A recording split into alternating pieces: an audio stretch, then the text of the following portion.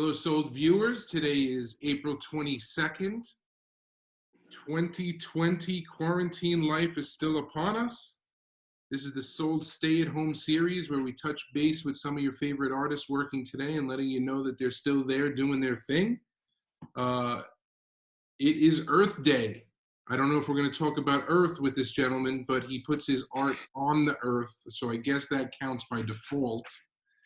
And we are here with Lungebox. How are you? Good, man. How you doing? I have, we haven't met, but I have admired your work on the street for years. Is it a chicken or is it a turkey? Let's start there. Yes, it's hotly debated. It's a chicken for me, but you know, all of my stuff is so open to interpretation. So whatever you want it to be, but chicken for me. Now, why is that? Why? And I can't answer this. I'm not artistic by birth or anything like that. I practice scribbling and stuff. But why is it artists say whatever it means to you? I mean, why is that important? I don't think that it's really important. I don't know. I mean, this is something I struggle with a lot, is like meaning in art, you know, because I'm not a trained artist by any stretch. So just figuring out why I do it and what it's for and justifying it is pretty tough. So, you know, if anyone wants to attach any meaning to it, I'm like, please let me in on what it is you figured out, because I have no fucking idea. So you're of the all press is good press when it comes to people talking about your work. Any interpretation you're probably good with. Within reason. Yeah. You know, I mean, if you're applying some sort of like evil intent, you know, I'm not into it. But, now, what's the origin story behind the chicken with the cutout chest? You know, I mean, like pretty much everything, it's just a thing that I enjoyed drawing initially, but I sort of look at it for me, and you know, not always, it varies, you know, but I look at it as like sort of a stand-in for just your everyday person, you know, not any individual, but just a you know, being going through life. Wheel. Exactly. Got it. Yeah, I'm sure you're familiar with Chris RWK. His work, of course, his robots are really make you feel the you know, the lifelessness that we all go through every day, and I guess that's along the same. Little of that for sure. You know, and it's got the cutout in the chest, which is sort of like, you know, just an open space that sometimes can just be a void, you know, entirely, or sometimes I throw a little stuff in there, which can be, you know, have some sort of feeling to it or another. Now, I was looking at your feed before we chatted. I love the one that went up recently, the 6 feet. 6 feet, fuck face. Yeah. Yeah, I get tense on the streets, you know? I mean, come on. You know, I was born and raised here, so I have this sort of knee-jerk, like, you know, feeling about the way people should conduct themselves on the streets within reason, you know? So, and now it's just intensified, you know, because of this coronavirus action. One of our contributors, Sarah, Cat's Coffee Creativity, she fondly recollects meeting you and you giving her a piece of your art. And she had a question for you today, what was the origin of the tooth? Well, you know, I mean, the tooth is, again, origin is just something I like to draw. But to me, it's, you know, first of all, I'm absolutely terrified of dentists. So, you know, I try and draw when I'm scared of sometimes.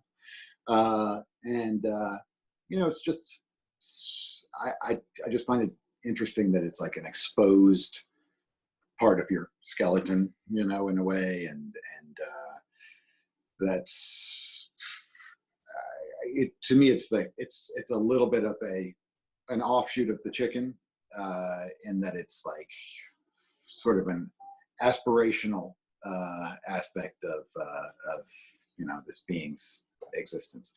Again, now you're starting to make me get deep, but that's not the way I roll at all. So, you know, that's just me thinking about stuff. I think about it all in retrospect. It's almost never calculated, just because I like to draw it, you know. Now, you are a father of 3, correct? Yep. How is it like sequestering with three children? It has its ups and downs, as I'm sure you can imagine.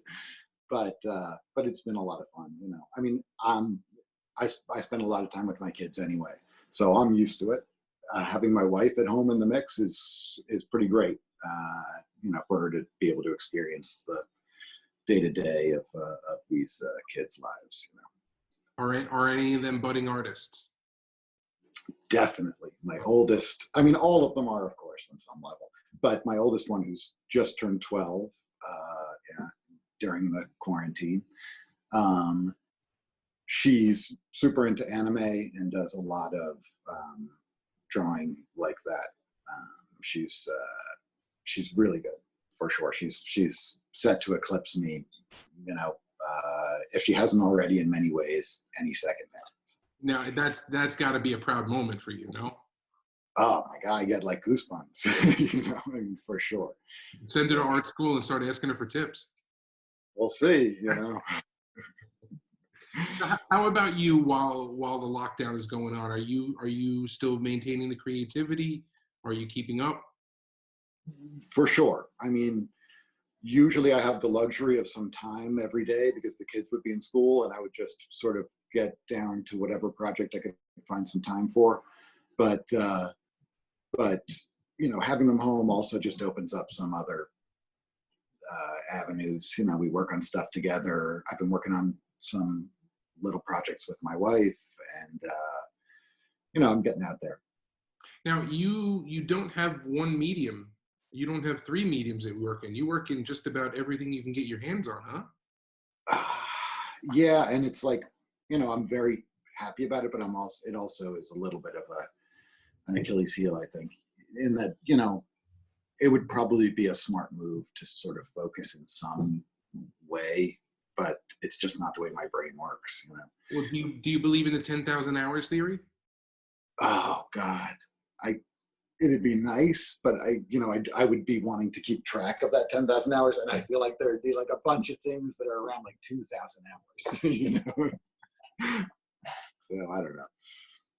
Now, one of the materials I wanted to talk to you about was that wooden axe you made. Yeah, I got one on the wall behind me. Okay, so there it is. So I saw a wooden axe one time, and the quote around it was, "Just because you're unique doesn't make you useful." Yeah. Okay. And I saw that when I thought of your axe, but of course it's not meant to be useful. It's meant to be thought-provoking. And why is there another hole cut out of it? Well, I mean, the one with the hole cut out of it is on this other wall here. That's I made a bunch of them. I like to reuse wood, much to the chagrin of my wife and kids, because half the furniture in our house is like cobbled together from scraps. But when the scrap gets too small to be usable as a piece of furniture or a shelf, I try to make it into something. And so these axes came out of these pieces that I had that were all sort of the same shape. And then I do a bunch of tools. I actually have like saws and box cutters and knives and cleavers that I make out of wood.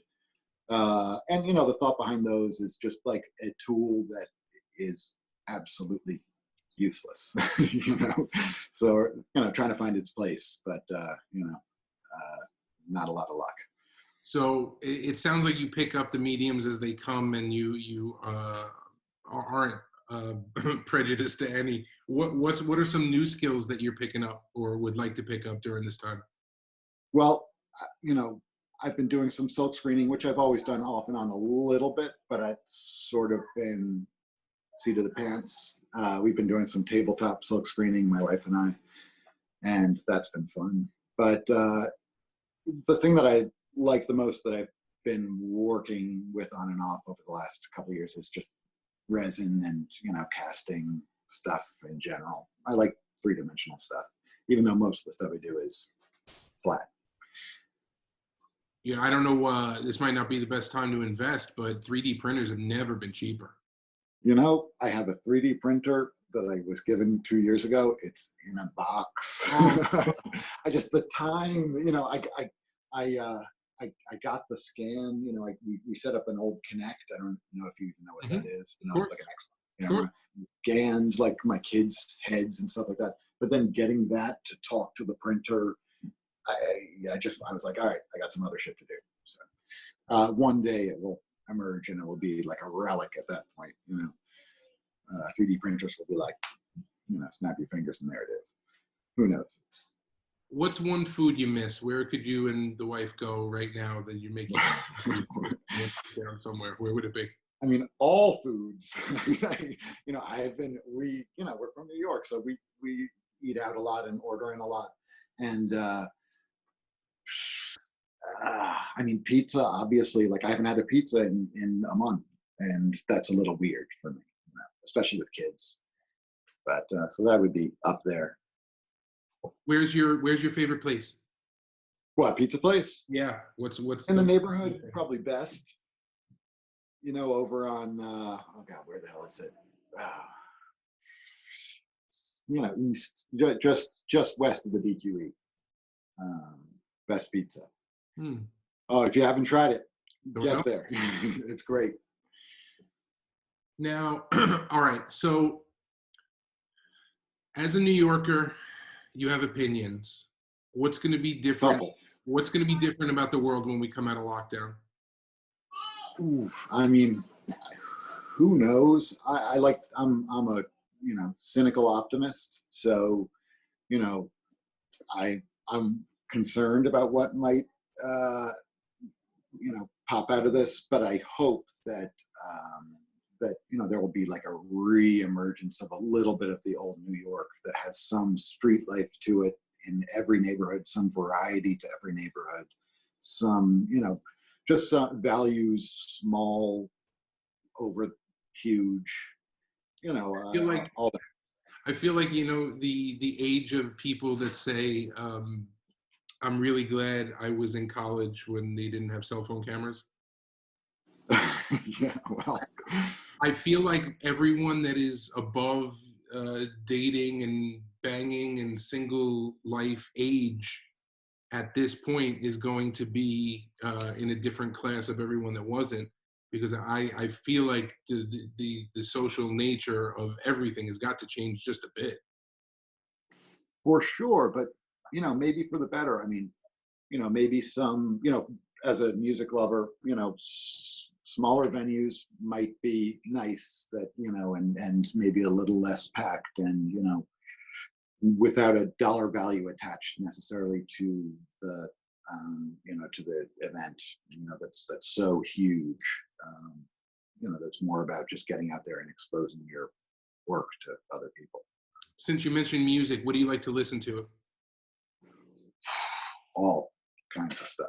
I mean, it depends on the situation or the scenario or my mood, but I listened to all kinds of stuff from the Grateful Dead to hardcore to hip hop and a ton of reggae and a ton of funk and whatever.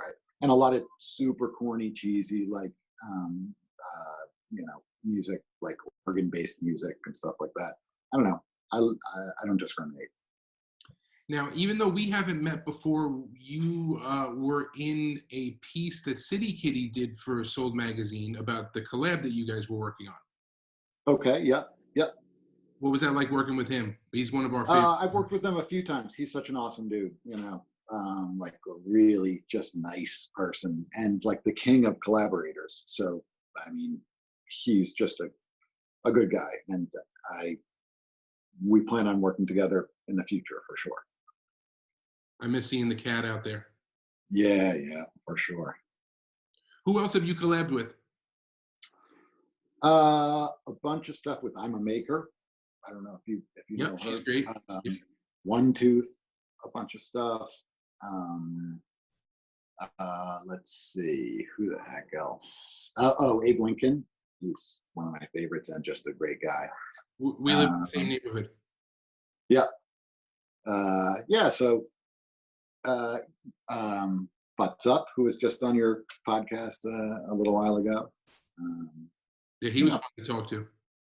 Yeah, he's a good dude for sure. Now, what what are we watching? You and wifey watching any shows? We finish anything? Give us some recommendations. Well, obviously Tiger King. You know, everyone Obviously, has seen that. Uh, but what you did you know, think of it? Westworld. What did you think Westworld. of Tiger You know, King? well, I had listened to a podcast called "Over My Dead Body" that featured that story a couple of months ago. So, you know, it wasn't like crazy, shocking, all the twists and turns, but the characters, to see them come to life, was pretty great. You know, It came out the other day. He's got a wife and a son that no one I else. heard. Isn't that amazing? Yes. What else are you guys watching? Oh gosh.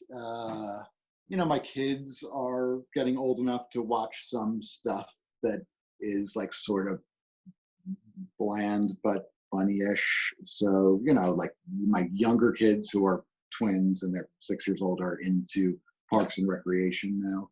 And my older kid is into The Office now. But my wife and I are, more like what little time and energy we have left at the end of the day. You know, we try and eke out a little bit of, like I said, Westworld or something along those lines, something weird. Now we watched the first season of Westworld and I loved it. But for Yeah. some reason we didn't watch season 2 and I heard bad things about season 3. Uh, I don't know. I mean, I'm not wild about season 3 so far, but it is interesting. Uh, and I don't know. I mean, I just like the visuals of the world, and just the way they explore what might happen in that sort of scenario. So it doesn't have to be a perfect story. Even HBO's ugly series are beautiful. They shoot very I well. agree. I mean, Carnival, I don't know if you remember Yeah, that. It was sure. like, what, 1 or 2 seasons? That Yep. weird as fuck, but it was visually amazing and interesting, even though totally unresolved. Well, let's speak about visually amazing. Let's talk about some hopes and some changes that maybe we could hope to see in street art coming out of this. Like you were talking about smaller shows for music. I'm not Yeah. sure smaller shows for street art would help. It would have to be a bigger venue with less people. Can't get much smaller, Yeah. Yeah. I mean, what I'd like to see is more in terms of shows, in terms of organized street art stuff. I'd like to see some more organized chaos where, you know, there's a loose framework for a bunch of people and they come together and bang something out that's not necessarily super tight like a mural event, but Mhm. that's more like, hey, we're all going to hit this area and we're going to, either have an objective or not. We're just going to either take it over or something that shows the strength of our numbers, because there's just tons of people that are that are just in it now. And Are you saying less legal walls? yes. Okay. All right. Yeah. I wanted to make sure I you just said I that. just feel like there's too many areas where it's, I mean, Abe Lincoln, I forget where I heard him say it, but he called like the Lower East Side like a street art petting zoo.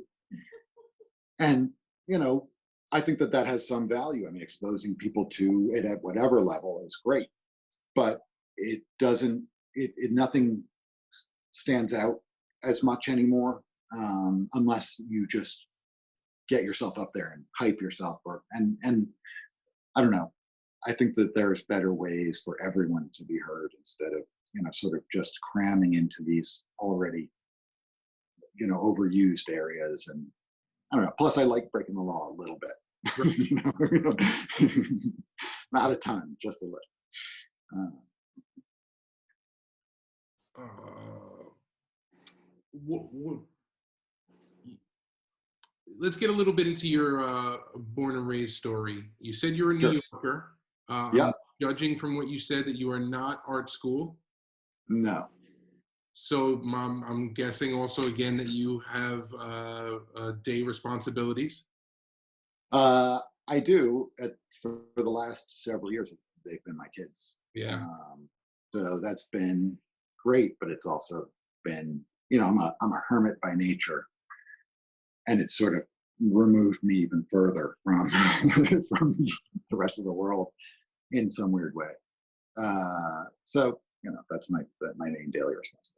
Well, you picked the right line of art. You know, it's not like you're a singer and you got to get up there and brave it. You're sneaking around. Exactly. Oh my God, I would have zero success. Okay, so how did you get into it? When did you first get the urge? What was the first piece? I mean, as early as I can remember, I was making stuff and loving it and loving doing it and loving, looking at it afterwards even and being like, whoa, just being able to manifest something into reality that you imagined was always appealing to me. So forever is the answer. When did you take it from sketches to more 3D stuff? To more 3D stuff. Very recently, last 5 years, maybe. I carved a few teeth out of wood, and then I started, to assemble some stuff from scraps and carve out some larger things from wood, and then, I started doing the resin stuff, which is a whole other can of worms. I'm looking around on your wall. I love that Frankenstein monster up there. That's my wife. I mean, that's not actually my wife, but she drew it.